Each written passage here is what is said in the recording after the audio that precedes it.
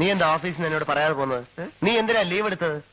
നീ ഇന്നലെ വിശന്ന് വന്നപ്പോ ഒന്നും തരാൻ പറ്റിയില്ലല്ലോ എന്നോർത്ത് എനിക്ക് ഭയങ്കര വിഷമായി പോയി. നിനക്ക് ഏറ്റവും ഇഷ്ടമുള്ള ആ മുരിങ്ങയിലും പരിപ്പും ചേർത്തിട്ടുള്ള കറിയില്ല, അത് ഉണ്ടാക്കിയിട്ടുണ്ട്. പിന്നെ മീൻ അവിയലും. മീൻ അവിയലും ഭയങ്കര മനോഹരായിരിക്കും. കുളിച്ചു വാ. പപ്പടം വലുത് വേണോ അതോ ചെറുത് മതിയോ? പപ്പടോ? ആ, നല്ലോണം കഴിച്ചോളാം കേട്ടോ.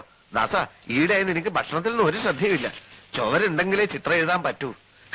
നീ വല്ലാണ്ട് മെലിഞ്ഞുപോയി. തന്നെ? ആ, വല്ലാണ്ട് മെലിഞ്ഞുപോയി.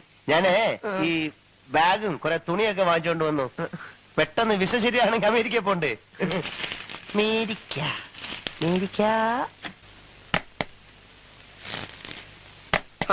കണ്ടോ കണ്ടോ, ഷൂസ് ഒക്കെ ഇവിടെയാ വെക്ക.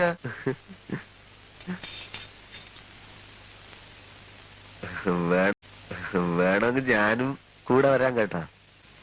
വേണ്ട. നീ നിർബന്ധിച്ച കമ്മീഷണർ സമ്മതിക്കും. എങ്ങനെ? നീ നിർബന്ധിച്ച കമ്മീഷണർ സമ്മതിക്കും. ഇല്ല, ഞാൻ നിർബന്ധിക്കില്ല. അല്ല, ഈ അമേരിക്കയിൽ പോവാന്നൊക്കെ പറയുന്നത് മനുഷ്യ ജീവിതത്തിൽ ആകെ കിട്ടുന്ന ഒരു ചാൻസ് ആണ്. അതുകൊണ്ടാണല്ലോ ഞാൻ പോകുന്നത്. അതുകൊണ്ടാണ്. നീ പറയാണെങ്കിൽ ഡിപ്പാർട്ട്മെന്റ് സമ്മതിക്കും. വിജയ, നിനക്ക് അഹങ്കാരം വളരെ കൂടുതലാണ്. അയ്യോ, ഞാൻ വെറും പാവല്ല. അല്ല, ഒരു കീഴുദ്യോഗസ്ഥൻ മേലുദ്യോഗസ്ഥനോട് പെരുമാറുന്ന പോലെ അല്ല നീ എന്നോട് പെരുമാറുന്നത്. ഞാൻ നിന്നെ വല്ലപ്പോഴും ഒന്ന് കോൺസ്റ്റബിൾ എന്ന് വിളിച്ചാൽ നിനക്ക് വലിയൊരു ഇത്. ഇനി നീ എന്നെ പട്ടിന്ന് വിളിച്ചാലും ഞാൻ മറുത്തൊരു അക്ഷരം ഉണ്ടില്ല. ഇല്ലേ? ഇല്ല. എടാ പട്ടി. എന്തോ എടാ പട്ടി. എത്ര തവണ വേണേലും വിളിച്ചോ. ഇനിയിപ്പോ അവിടെ ചെന്നാല് കാലത്ത് നിന്റെ എല്ലാ തുണികളും എടുത്തുകൊണ്ട് ഞാൻ വാഷ് ചെയ്യും. നിനക്ക് ബെഡ് കാഫി തരും, പിന്നെ ലഞ്ച്, ഡിന്നർ. ഇനി നീ എന്നെ ഇപ്പൊ തല്ലിയാൽ പോലും ഞാൻ മറുത്തൊരു അക്ഷരം ഉണ്ടില്ല.